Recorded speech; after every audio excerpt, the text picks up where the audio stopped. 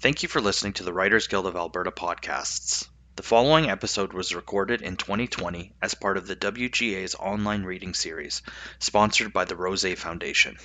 The audio quality may differ from recording to recording. We want to thank the authors and hosts for their permission to share these audio-only episodes with you, and thank the Rosé Foundation again for their generous support. And welcome to the Writers Guild of Alberta online reading series.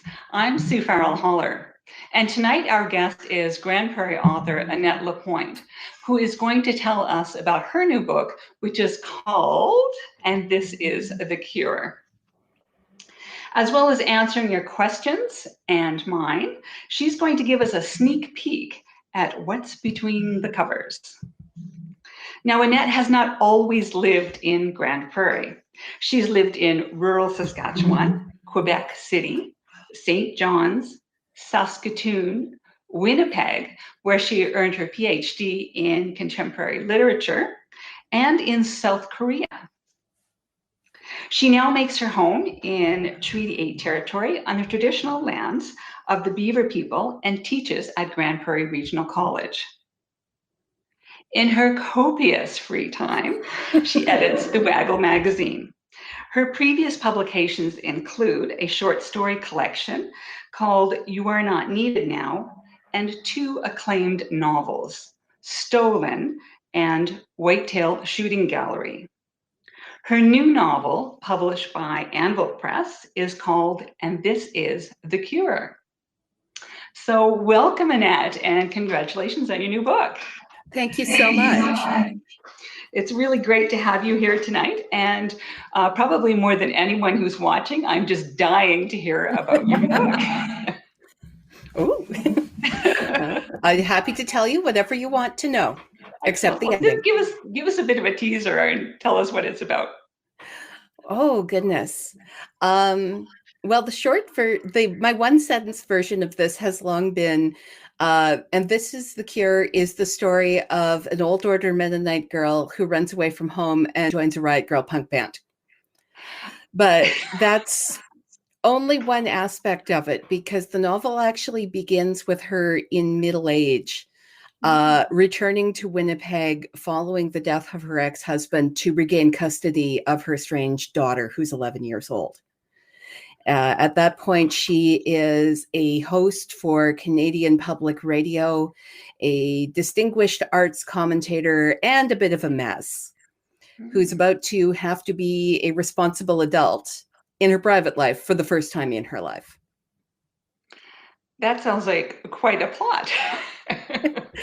Oh, I left out the part about rescuing runaway members of conservative religious organizations, going on tour, running away to France, at least one kidnapping.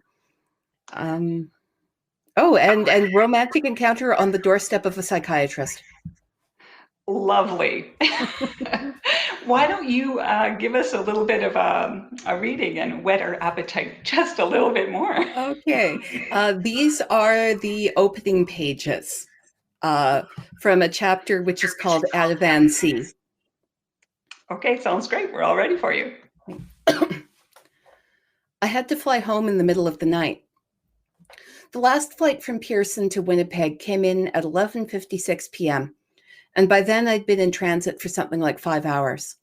6.5 if I included the airport traffic in Toronto, sitting in the back of a cab playing elaborately cheerful Pashtun pop music.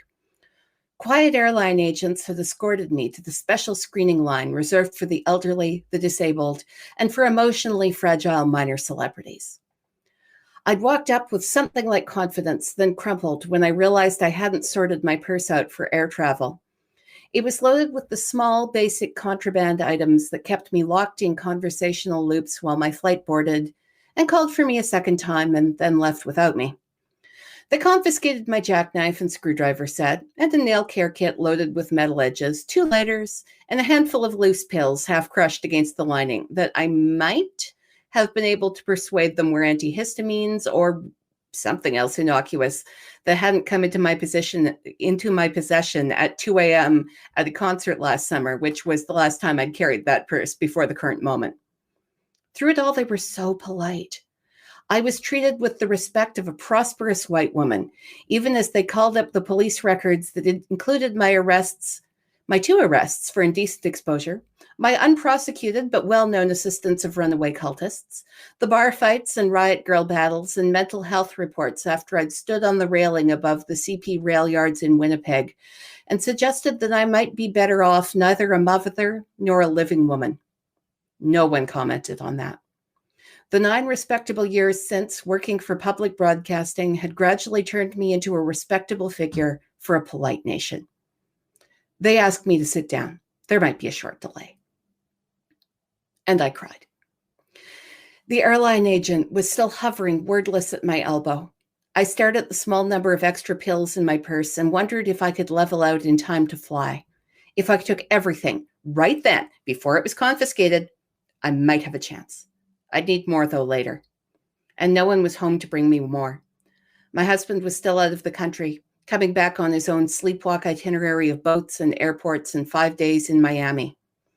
That long, then, before he could come back and find my pills and express ship them to me. So I tried to explain, very calmly, that I hadn't been planning on flying, but my possessions, my pills, were important and I couldn't just throw them away. Only what came out was, and this is all going to be on the fucking news tomorrow like it's happening to somebody I don't even know. I missed the flight. But they let me take my pills. And the doctor gave me 2 Ativan out of her own purse and wrote me an authorization for them on the back of her business card. CATSA agents scanned my shoulder bag carefully and determined that it was so clean that it probably wasn't even mine. It wasn't, but I didn't confirm that. I needed those clothes. Brush, the lady speed stick stuffed down the side. The airline workers hissed. My phone buzzed so many times that the agents had to ask me, calmly, if I wouldn't mind turning it off. I asked them to please just call and confirm. I didn't know the number, the Winnipeg Police Service. I thought that contacts-wise, that would probably do. They did call. And then they called someone to put my contraband in storage until my return trip. Agents had been working for me with the fervor of people who saw a public relations coup building around them. CATSA released me. They held my next plane. But there were so many pictures. If I lived in a bigger country, in an American or British version of the world, it would have been tabloid fodder. Here is Alison Winter. Teary eyeliner, black wool coat smeared with city grime, sharp-edged hair and makeup still in place from a photo shoot I'd done earlier in the day to promote The Cure, my radio show. Studio girls had carved out an on-camera version of me that matched the radio voice. I like your show, the security agent said. I podcast it while I'm commuting. Thank you. That means a lot. What's on tomorrow? I stared at her, passed at her at my own reflection in the security glass. A best of it'll have to be. I won't be back by morning. Right. I guess that was obvious. I have to get my plane. I'm going to pause there. Excellent. Thank you so much.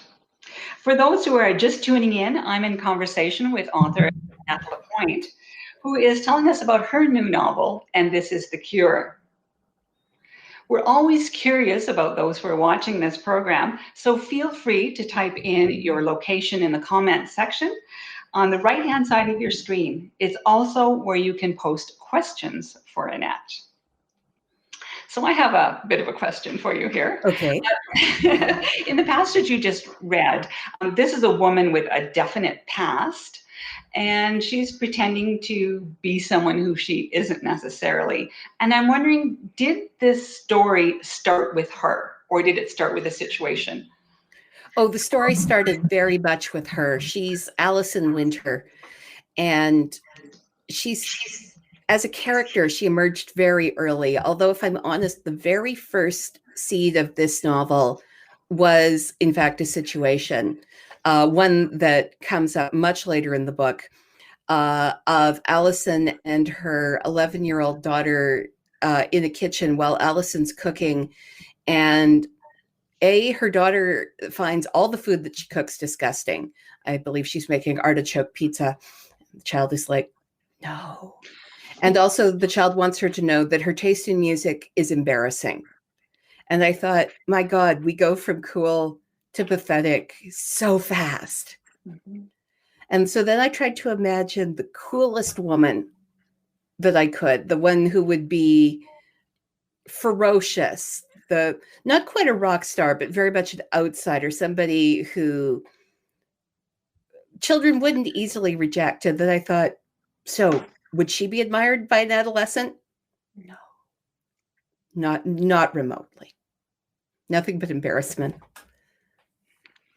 There's probably nothing more humbling than being a parent, because everything you ever thought about yourself is suddenly just gone. So good place to start. Good place to start. So when did you start writing this story, and how long did it take, and all of that sort of gory detail? Oh, heavens. This one goes back a long way. I'm thinking to about 2014 or 15. Okay. It started out and it rolled really hard for a while. And then I just hit a disruption in my own life that meant that I couldn't work on it for a while. So it got stuffed in a box while I finished my short story collection, You Are Not Needed Now. And I was able to return to it after that. And I found that Allison, my protagonist, came back very quickly. I still recognized her. I knew what her motivation was. And it was surprisingly easy to pick up given the amount of time that had passed. That's excellent, because sometimes when you do put something away, and that's always the advice, is that when you write something, you put it away for a while and then come back to it to edit.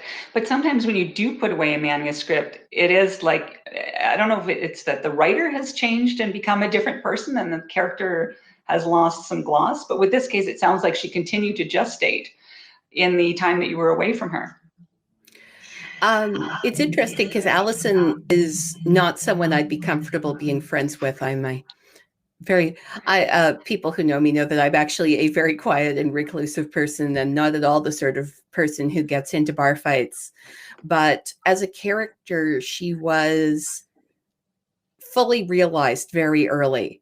And so, yeah, she was just kind of sitting there going, are we ever going to finish this? Or are you just going to leave me here, sitting next to this corpse in a bathtub? Oh, I've said too much. And we are talking about a manuscript that's a corpse, yes? No. Allison was sitting next to a corpse that was in a bathtub. Lovely. It was not a metaphor. Not at all. Okay. Well, that just makes me a little bit more nervous. Curious as to how she gets there. If it's any comfort, everybody who's going to die that way will be dead by the time the book starts. Okay. And so you tend to have corpses laying around quite a bit in your first chapter?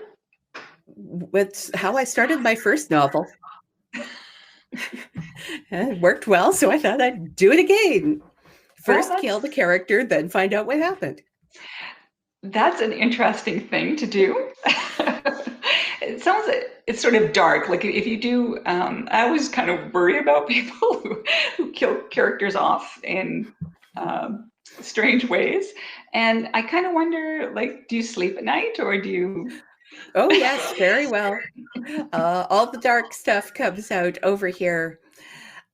I think it's partly just that the world is very frightening sometimes. Mm-hmm. I mean, well, I talk as though people are getting killed left and right. My characters die in ways that people do die, not in with the elaborate murders of murder mysteries, but because of family conflicts, of mental illness, because of accidents, because of the reasons that I have lost friends and family and acquaintances.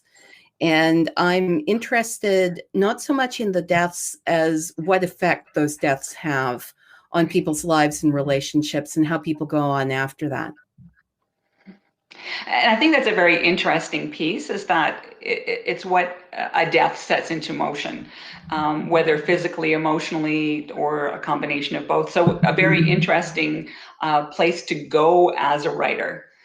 Do you get a lot of inspiration? You were mentioning you get some from family and friends and situations, but also from the news that seems to be full of that. In the case of this novel, there are definitely news-based influences. People who read it will, I think, recognize them fairly quickly. One of the things that launches Allison's second career as a radio host is a fictionalized version of something that took place in about the middle of the last decade here in Canada, and people who read it will be like, oh, right. Yeah, that was upsetting. Right. And I think that's another piece of it is that we do hear of all of these kinds of things in the news, but then we forget. But there are all those people who have been impacted by a situation that we'll never forget, and their lives will never be the same. So, and in a lot of ways, Canada's a very small country. Big in area, but small in population. And actions have ripples that go across provinces and different communities.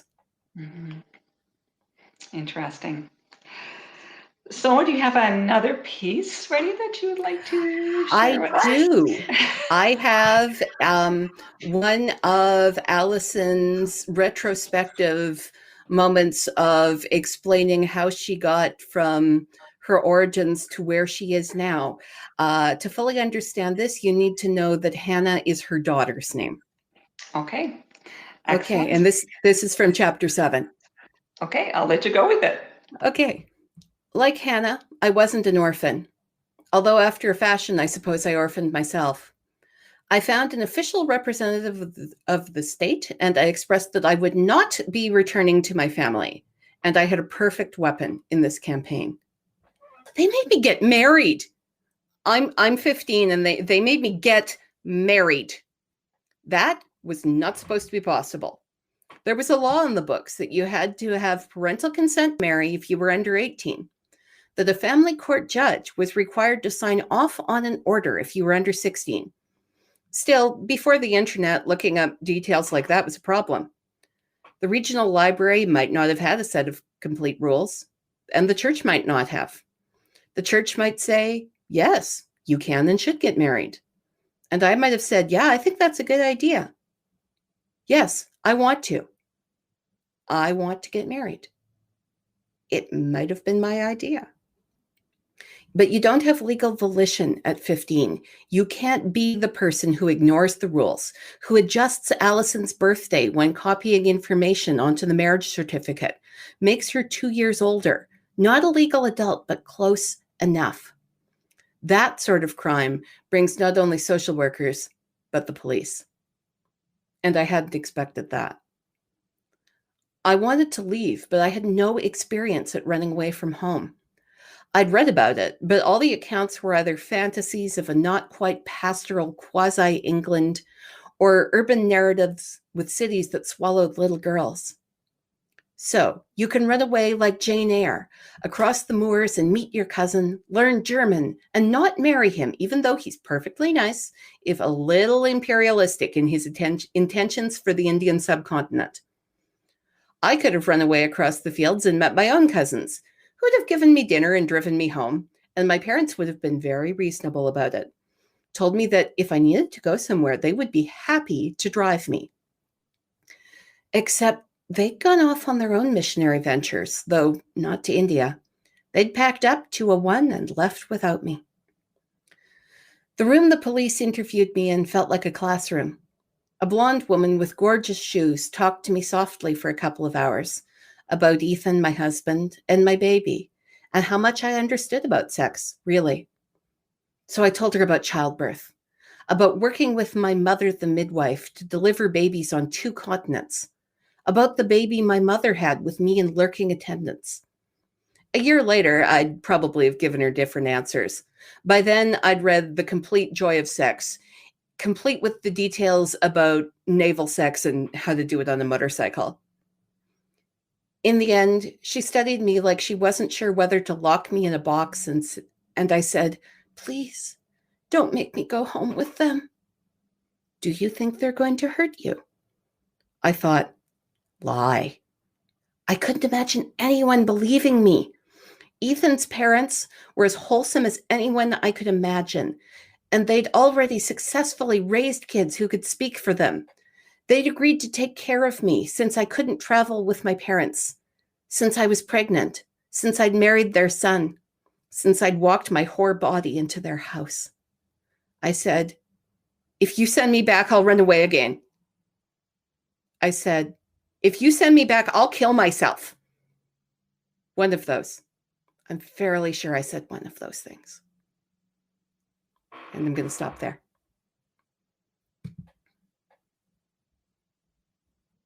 Okay, you've got me.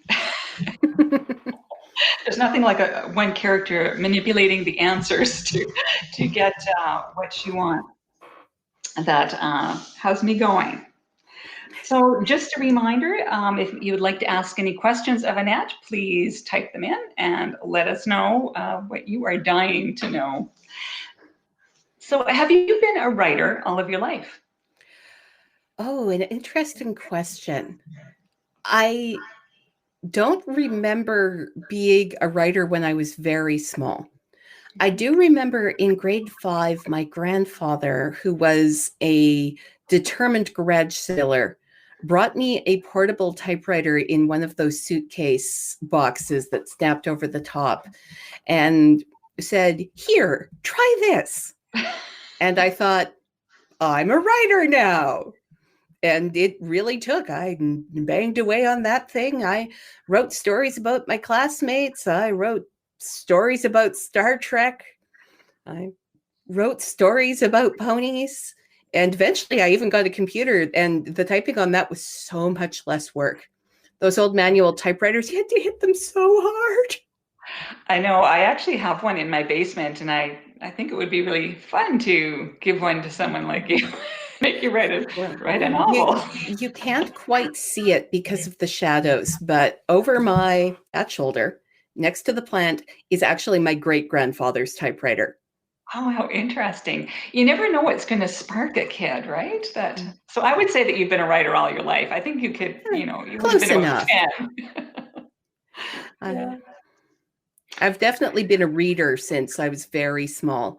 When I was 3 or 4, my godfather gave me a Dick and Jane reader, and my dad sat down with me while I read it through. And at the end, he declared, there, now you can read, which I suppose was just their way of telling me that I didn't need training wheels anymore.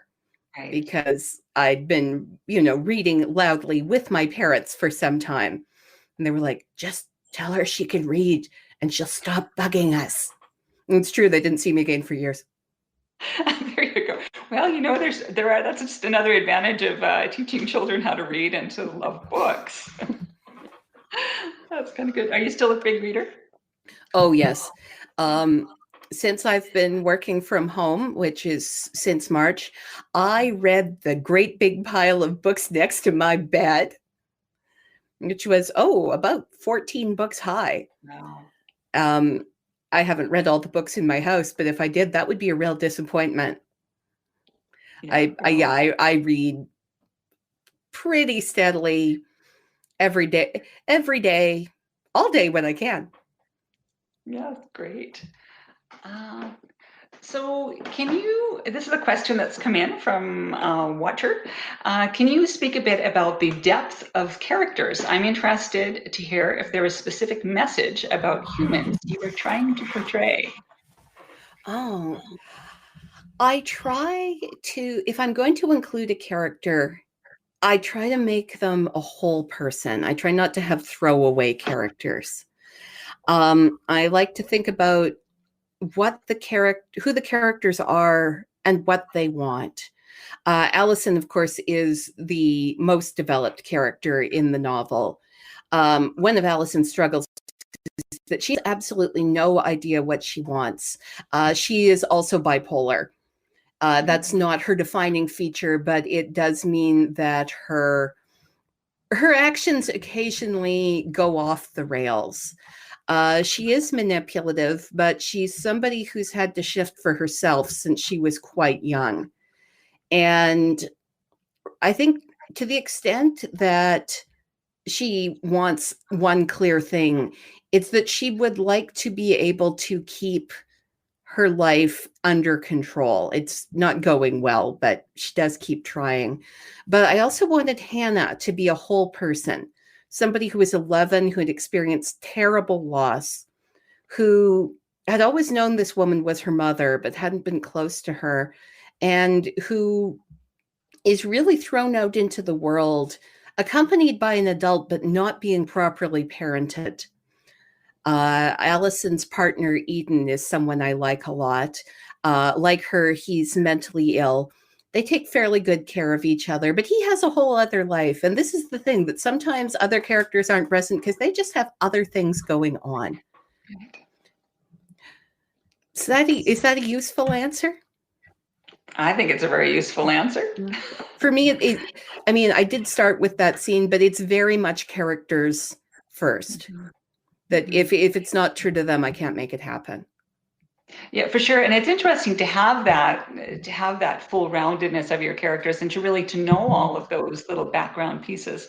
Do you kind of go into it knowing that, or does your character sort of develop these tics and things that you kind of add in as you go along?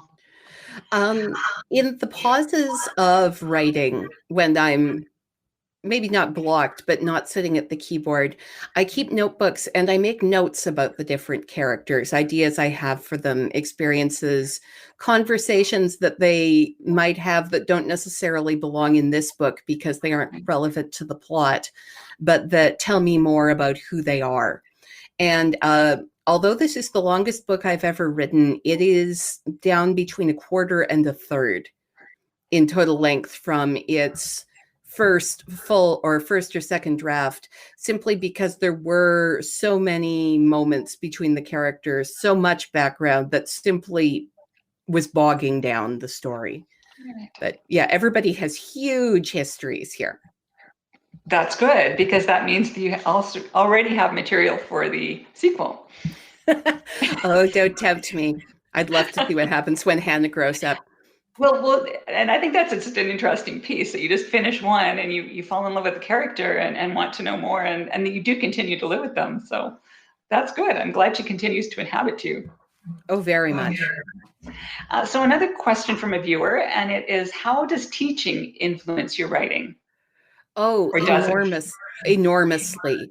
I do teach creative writing at Grande Prairie Regional College, and I love that because it's always an ongoing conversation. And when I talk about process, I talk about my process. And sometimes they have questions or ideas. The novel I'm working on now, they renamed for me. They told me my title was terrible and then offered me a couple of alternatives. And I was like, no, that's fair. That is much, much better. I also read a lot looking for things that the students will like. And so that brings in ideas, but also just talking about literature with people who are genuinely interested in it, I think is the most engaging thing I can do. And I don't think I could write without teaching because I wouldn't have that constant outside input. Plus, of course, I meet a lot of people, which is really useful. Yeah, you described yourself as kind of a bit of a recluse or a hermit or something that's very quiet, but you don't come across that way to me at all. I think you probably just talk to people all day. I do, but in between those sessions, I lock myself in a quiet room by myself. Right. And the students will say, we need to keep talking to you after class. I said, I'm sorry, I can't people anymore. I have to go sit in the dark. Yeah, classic introvert. Yeah. Well, just a very chatty introvert. There you go. So here's another question for you. In your process, do you prefer to pre-plan the structure, or do you use a free flow of ideas as you write? Initially, I go very much with a free flow of ideas, and generally that's what I go for. At times, I will have potential sequences of events in my notebooks, but I recognize that sometimes those don't work, that the conversations, the flow of events naturally move it towards something else. And the ending of, and this is the cure, is not at all what I had envisioned in any of those. And there are times where I've written several chapters along what I realize is the wrong plot line, and I simply have to set them aside. I put them into a different folder, and I accept that that was good character work, but that is not what happened, and I'm just going to have to try again. You're so brave. Yeah, I spent a lot of time by myself. Yeah, but it is that sequel folder, you know. You just put sequel on there, and well, I think of it as alternate universe. Okay, that works too. Okay, well, people are coming up with a couple of other questions. Maybe we'll get you to read your next segment. Now, as a disclaimer here, I understand that there's a bit of language, if anyone, people may find offensive. So if you do, either just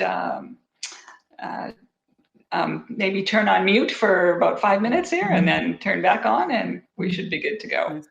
The language will be a series of F-bombs expressed by a very angry former member of a punk band towards a school administrator.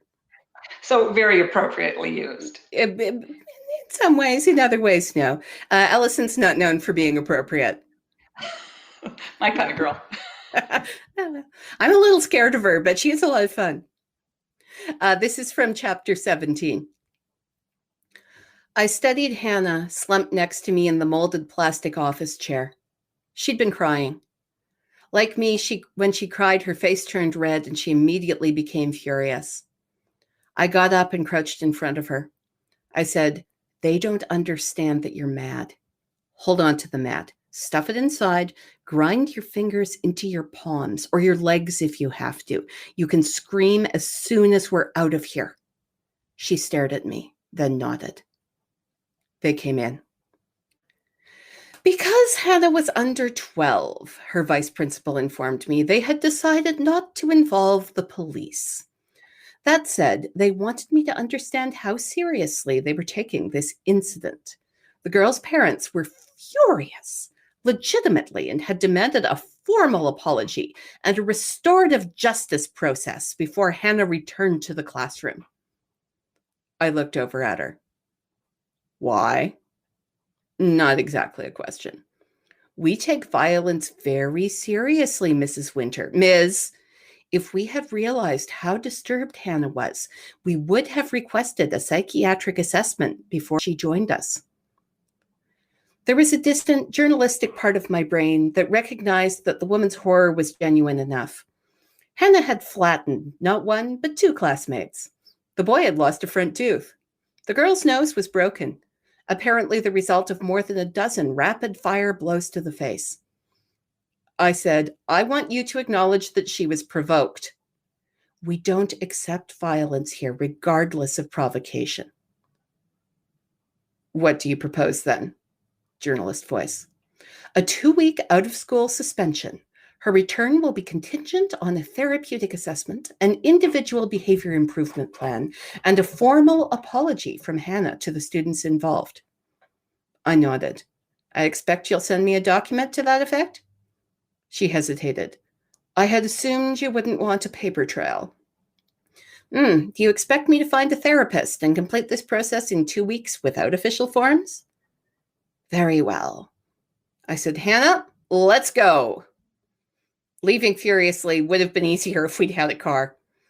It would have created an iron cage in which we could race away from the mess and both shriek once we were out of sight. I said, keep walking. Grit your teeth. Hannah nodded. Her face was scarlet. She didn't look at me. I stopped. Hang on. And thought about it. Empty your bag. Her backpack contained her uneaten lunch, a pair of socks, a box of loose pens, a few scribblers, and 3 textbooks. What's important in your desk? In your locker. Do you have a locker? We don't have lockers. In your desk, then. I don't know. There's some stuff. Can you live without it? She shrugged. The textbooks lay on the sidewalk, soaking up filth from the not quite melted snow. I picked them up. Okay, stuff anything you want to keep back in. She left the scribblers and her lunch on the ground. I picked them up too. I missed the days when everyone had garbage cans all the time, in the alley, constantly accessible. As it was, I had to watch for the metal bunkers marked private behind each low-rise flat stack. There. I ran, skidded on black ice, fell, got up, hurled the contents of my arms into the bin, and lost my purse. I had to crawl in after it. In the old days, I'd carried a backpack or a messenger bag, and it stayed strapped to my body, and there wasn't any problem at all. And I said, "Fuck that shit!" Hannah stared at me. She was crying again, but almost without self-consciousness. Her expression was so flatly shocked that I wasn't sure she could feel the tears on her face. I always thought school was bullshit, I told her. I just hoped things might have changed by now. I'm sorry. We went back to the street and walked. "You threw my books away." "You don't need them. You're not going back there." "They kicked me out." "I'm kicking them out. That was some bullshit. You beat some bitch's face in and suddenly she's all innocent." Hannah said, "She said if my family died, it was because of me." "Well, I hope her nose stays crooked for the rest of her life." "He said that maybe it was me that killed him." "Show me your fist," I said. There was a gouge in it, the shape of adolescent front teeth. We'd better clean that up. If it still looks bad tonight, we'll get you rabies shots." "He had rabies?" "All boys have rabies," I told her. "Why aren't you mad?" she said. I don't look mad. We were walking faster. I dodged us away from high-traffic streets, though it meant a longer route home. Too far. I changed course, taking us down another alley. "You're like scary mad. You're goddamn right. But you aren't mad at me." I stopped and turned. No way. I hit those kids. "I should hope so." "We don't solve problems by hitting." "I used to have a t-shirt," I said, back when we made our own t-shirts with markers. It said, "I know violence isn't the answer. I got it wrong on purpose." Listen, a lot of the world is bullshit. They tell you that it's important to be a really nice person, especially if you're a girl, and that's a giant fucking lie. Being nice turns you into ugly, miserable hamburger. If it's important, you go ahead and take the bastards apart. Okay.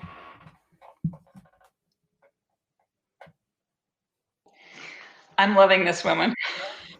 Allison Winter, model parent. Yes, I do.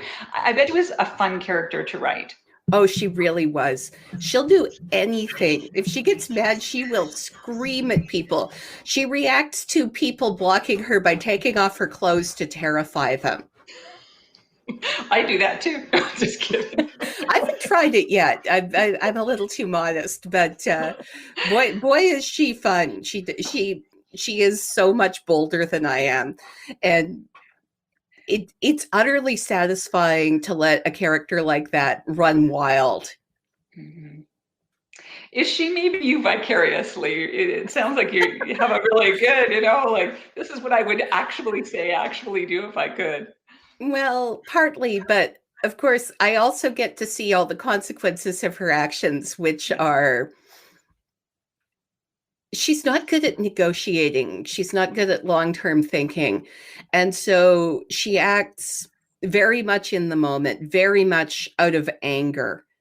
And while it's enormously satisfying to write, it's terrifying to contemplate actually doing, because she has destroyed so many relationships. She's alienated from virtually everyone in her past, although as the book goes on, those people start showing up again and telling her to sort herself out because they have bigger problems. Mm-hmm. So a bit of self-sabotage going on there. Oh, very, very much. Yeah. I love her, but she's a mess. So another viewer question here. Do you have any advice about how to write about situations or life circumstances that you haven't directly experienced yourself? This writer says it's something that she finds challenging. Well, reading is incredibly important. But also just meeting people and talking to them. And to a great extent, this is why I love teaching. And I love teaching where I do. GPRC has a lot of non-traditional students, people who've come back to school in their 30s and 40s, having worked in oil and gas, having done trucking, having fought in bars. And while I have myself never engaged in a bar fight, I've had plenty of students who were happy to tell me about how to conduct yourself in a bar fight. It's really about meeting people and listening to them.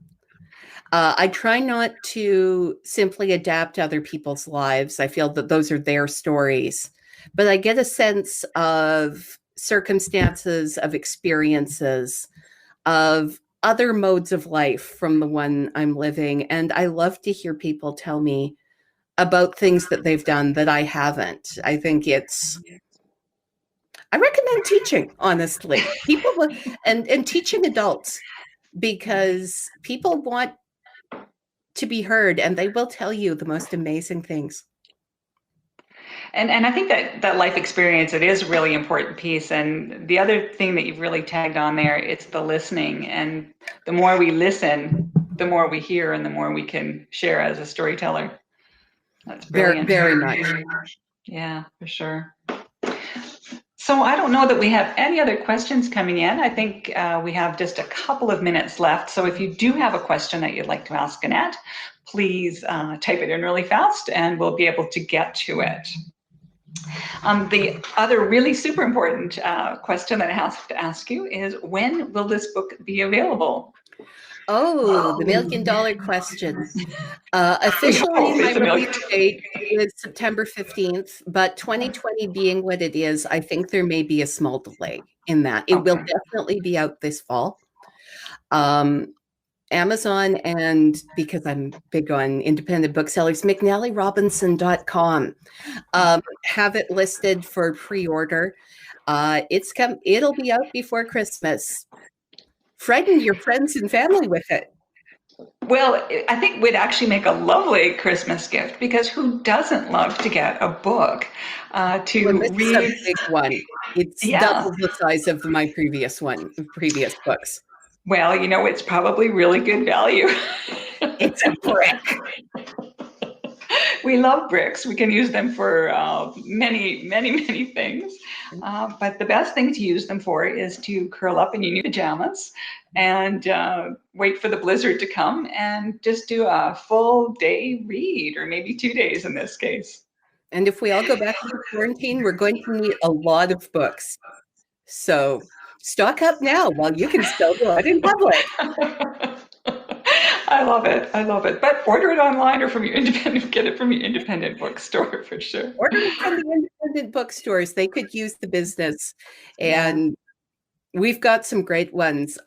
Having come to Alberta from Manitoba and Saskatchewan and then promptly moved to Grande Prairie, I don't actually know all the best independent booksellers in Edmonton and Calgary because I'm never there.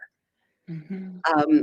But I'm sure that people in the Writers Guild have their favorite bookstores, and you should definitely go for independent if you can. Small Canadian businesses really keep small Canadian presses and Canadian writers going. They certainly do. So I think that's going to end our program this evening.